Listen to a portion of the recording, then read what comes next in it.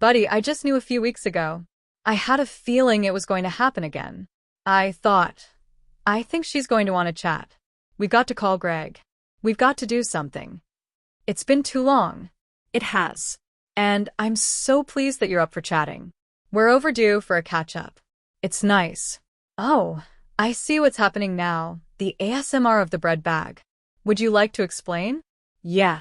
I've been baking, so I brought you some sourdough. It's lemon blueberry, which I think is a really nice variation. Fantastic.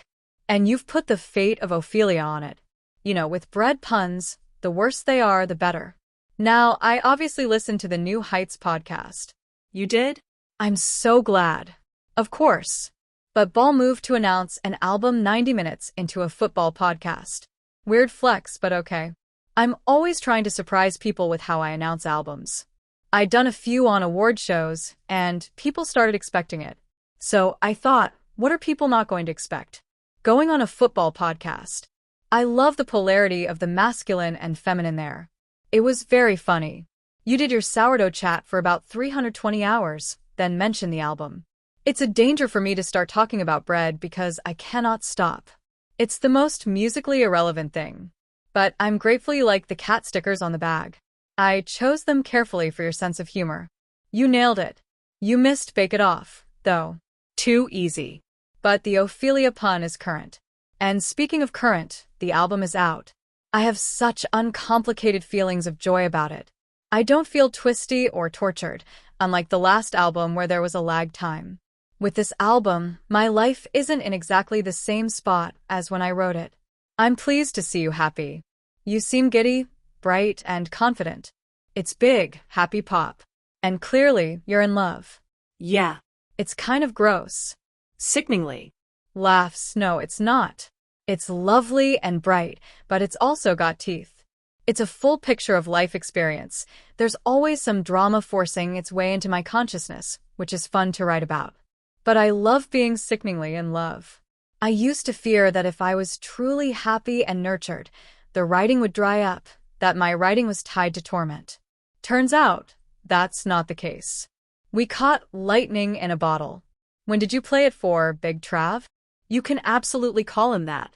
I played it for him as soon as I got back from Sweden. He's a real vibes guy. He's like an exclamation mark in human form. I need to check his vibes personally. Maybe he could throw me into a pool? He would love that.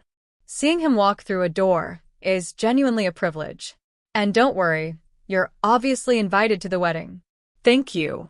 Now, once and for all, were you upset when I told you to take a shower after that sweaty show in Swansea? No. It was important advice. I had already arrived at that conclusion myself. I wasn't upset. I laughed.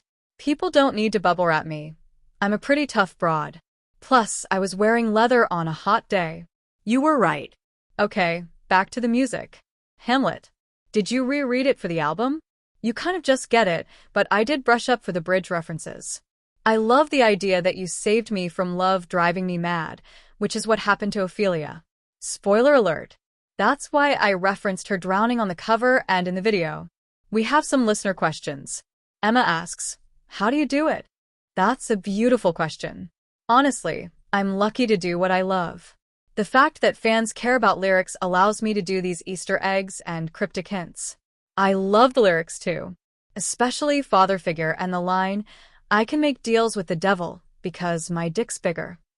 Laughs. I'm pretty proud of that line. It's about flipping power dynamics.